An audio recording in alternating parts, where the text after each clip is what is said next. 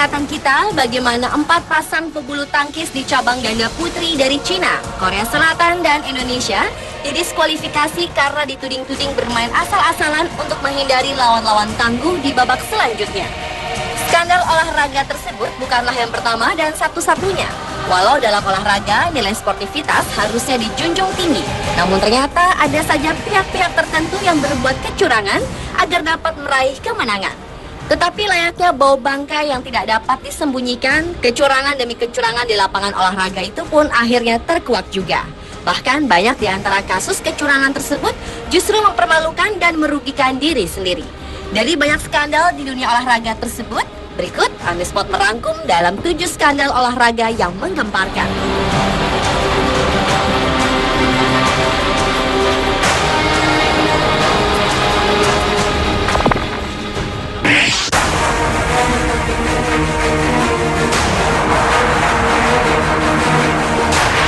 Skandal olahraga pertama terjadi di Olimpiade London.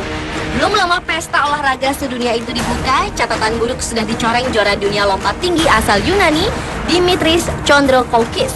Ia dikeluarkan dari Olimpiade London setelah terbukti menggunakan doping atau obat terlarang, jenis steroid stanozolol, yang dulu juga dipakai pelari asal Kanada Ben Johnson di Olimpiade Seoul 1988. Ketika itu, Ben Johnson harus pulang dengan malu setelah hasil metabolisme zat steroid anabolik stanozolol, yaitu suatu zat untuk meningkatkan massa otot dan kekuatan seseorang, ditemukan pada sampel urinnya setelah kemenangannya melawan Carl Lewis di final lari 100 meter. Padahal kemenangannya saat itu menoreh rekor dunia, yaitu 9,79 detik.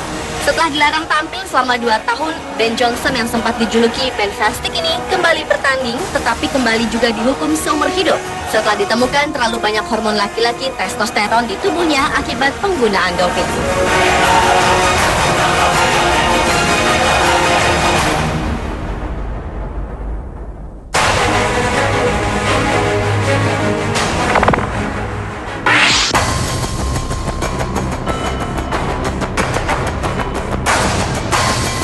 Skandal olahraga juga mengguncang persepak bolaan Italia saat akan menjelang tampil di Piala Eropa 2012 yang disebut Scomesopoli. Pesepak bola Domenico Criscito ditangkap polisi karena diduga terlibat skandal pengaturan skor yang terjadi di Serie A dan Serie B musim 2010-2011. Pelatih Cesare Prandelli pun mencoret nama Criscito dari skuad Italia. Criscito, pesepak bola Italia yang menjadi pemain belakang klub Rusia Zenit Saint Petersburg itu, bersama 19 orang lainnya seperti pelatih Juventus Antonio Conte, bek Juventus Leonardo Bonucci, kapten Lazio Stefano Mauri, dan striker Genoa Giuseppe Scully, ditengarai punya andil dalam kasus tersebut setelah penangkapan bandar judi ilegal asal Singapura Tan Set Eng akhir 2011 lalu. Conte diduga terlibat pengaturan skor ketika masih menangani klub Siena FC di Serie B. Sedangkan Bonucci melakukan skandal pengaturan skor ketika masih membela klub Bari. Sementara itu Mauri, Criscito, dan Scully diduga terlibat pengaturan skor saat Lazio melawan Genoa. Sebenarnya skandal ini bukan yang pertama kalinya mengguncang dunia persepak bolaan Italia. Tahun 1980, 1986, dan tahun 2006, skandal yang sama juga pernah terjadi. Tahun 2006, skandal yang disebut Calciopoli itu menggunakan wasit sebagai alat untuk menentukan hasil kemenangan musim 2004-2005. Atas skandal 2012 ini, Perdana Menteri Italia, Mario Monti, meminta menghentikan liga untuk beberapa tahun untuk membereskan skandal memalukan itu. Namun pernyataan Mario Monti mendapat penolakan dari Presiden Federasi Sepak Bola Italia, Giancarlo Abete, mengingat betapa pentingnya sepak bola di Italia.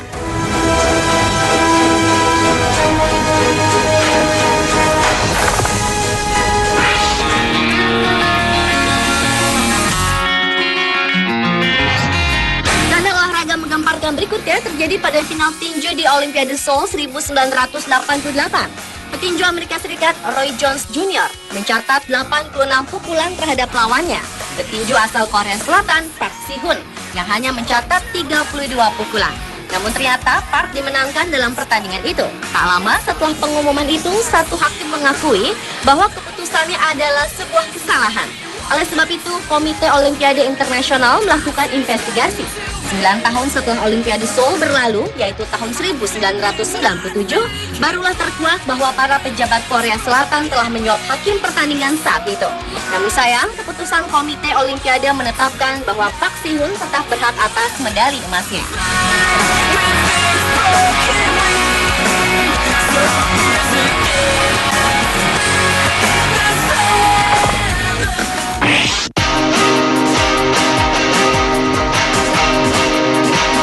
Kejuaraan sepak bola bergengsi se-ASEAN yaitu Piala Tiger 1998 ternyata melahirkan skandal yang sempat mempermalukan Indonesia.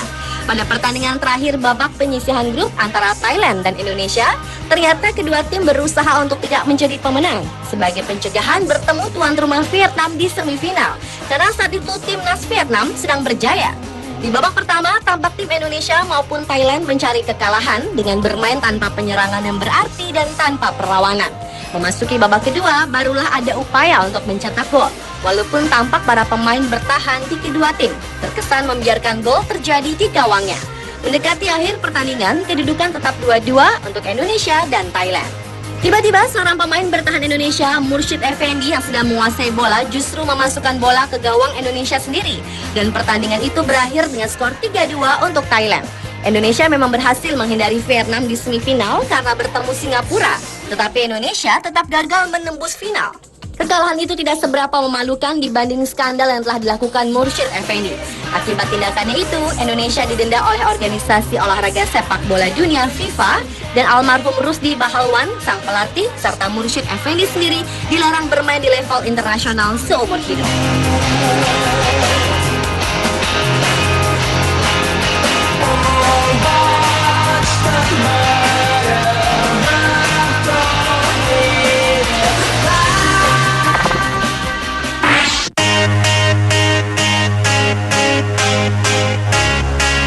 Skandal yang tak kalah memalukan terjadi di arena skating pada Olimpiade musim dingin di Salt Lake City, Utah, Amerika Serikat tahun 2002. Di Olimpiade tersebut, pasangan skater asal Kanada, Jamie Seal dan David Pelletier, merupakan satu-satunya atlet skating yang memberikan penampilan yang sempurna. Hal itu membuat pasangan ini difavoritkan meraih medali emas. Namun anehnya, 5 hakim justru berpihak ke pasangan skater asal Rusia, Elena Bereznaya dan Anton Stikarulidze. Sementara 4 hakim memenangkan Jamie Seal dan David Pelletier. Hal itu membuat pasangan Kanada tersebut akhirnya hanya memboyong pendali perak. Atas kejanggalan ini diduga ada kecurangan telah dilakukan. Lalu media Amerika Serikat dan Kanada menuntut keadilan bagi pasangan Kanada tersebut. Keesokan harinya, salah seorang hakim dari Prancis, Marie-Reine Lehoutier, yang telah memenangkan pasangan Rusia mengakui bahwa ia telah dibeli. Rusia berjanji akan memberi tempat pertama bagi tim penari es Prancis jika ia menyerahkan suaranya untuk Elena Bereznaya dan Anton Stikarulidze. Oleh karena itu, International Skating Union pun melakukan penyelidikan. Dan akhirnya pasangan Kanada, Jamie Seal dan David Pelletier dinyatakan sebagai peraih medali emas Olimpiade musim dingin Salt Lake City. Namun mereka harus berbagi medali emas dengan pasangan skater Rusia yang sudah terlanjur dinyatakan meraih juara pertama.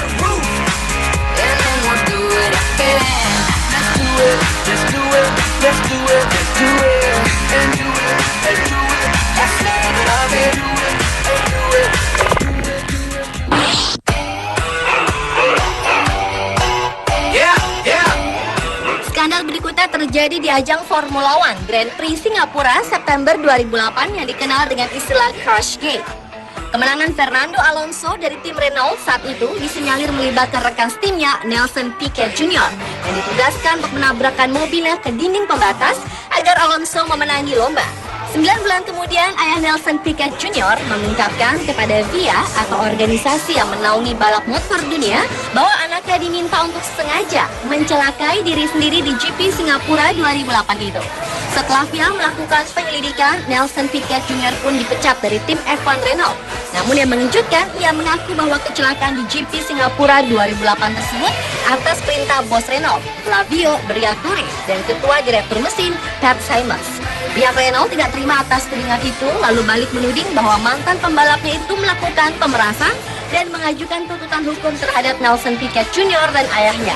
Skandal itu akhirnya berujung dengan mundurnya 2 petinggi yang disebutkan Nelson Piquet Jr. I ain't got no American Express.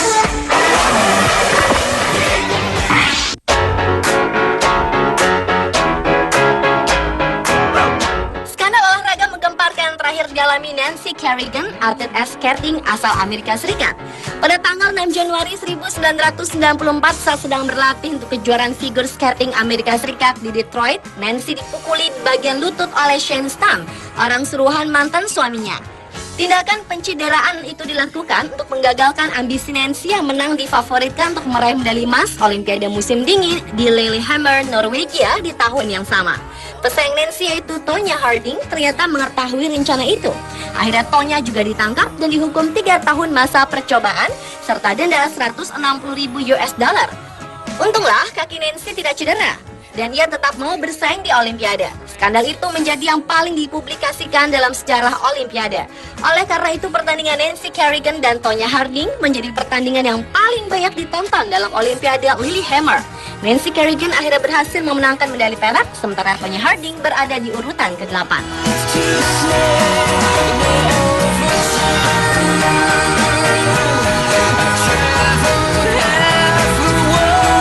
Pemirsa, adalah 7 skandal olahraga yang menggemparkan versi On The Spot.